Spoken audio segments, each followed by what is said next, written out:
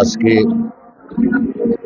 চট্টগ্রাম আমাদের প্রাণের মানুষ, প্রিয় মানুষ, শ্রদ্ধার মানুষ, অনুকরণের মানুষ, ওস্তাজুল উলামা, বিশিষ্ট গবেষক, লেখক আলহাজ আল্লামা গোলাম মুস্তফা মোহাম্মদ শায়েস্তা খান আল আজহারি আল মেজবান্ডারি রহমতুল্লাহি তাআলা আলাইহি জানাজা শরীক হয়েছি। শায়েস্তা খান আল আজহারি আল মেজবান্ডারি সম্পর্কে বলতে গেলে বিশদ সময়ের দরকার। আসলে শায়েস্তা খান আল আজহারি আল মেজবান্ডারি হুজুরকে আমি যেরকম দেখেছি, ছাত্র জীবন চট্টগ্রাম জামিয়া আহমদিয়া সুন্নিয়া থেকে ছাত্র জীবনে শায়েস্তা ভাই খান আল আজহারির সাথে আমার পরিচয় হয়েছে, দেখা সাক্ষাৎ হয়েছে।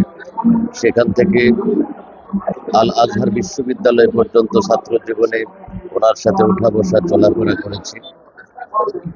খুব মহব্বত করতেন, স্নেহ করতেন এবং ওনার কাছে বিভিন্ন বিষয়ে তিনি আমাদের জন্য ওস্তাদ সমতুল্য ছিলেন।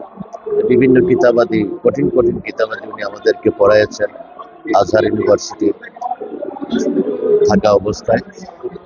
শায়েস্তা খান আল আজহারি ছিল প্রকৃতপক্ষে একজন সুফিদের প্রকৃত অনুসারী ছিলেন এবং নিজেও একজন প্রকৃত সুফি ছিলেন। ওনার আমলে, আখলাকে, চরিত্রে, ওঠায় বসায়, বলনে চলনে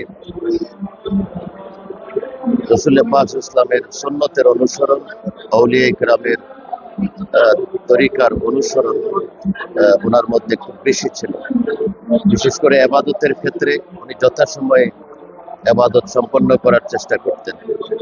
তো শায়েস্তা খান আল আজহারি আল মেজবান্ডারি রহমতুল্লাহি তাআলা আলাইহি উনি একদিকে গবেষক ছিলেন, লেখক ছিলেন, সুন্নিয়ত এবং তরিকতের জগতে, বিশেষ করে তরিকায় মেজবান্ডারিয়ার জগতে একটা অপূর্ণনীয় ক্ষতি সাধন হয়েছে আমাদের, যে এমন একজন হাস্তি আমরা আমাদের থেকে বিদায় নিয়েছেন, যার স্থানটা পূরণ করার মতো দ্বিতীয় আরেকজন হবে না।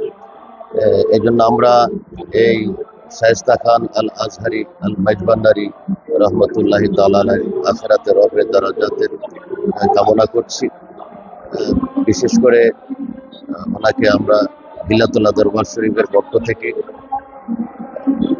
ওনার প্রতি শোক সমবেদনা জ্ঞাপন করছি। ওনার পরিবারের, রেখে যাওয়া পরিবার সন্তানদের প্রতি শোক সমবেদনা জ্ঞাপন করছি। আল্লাহ পাক যেন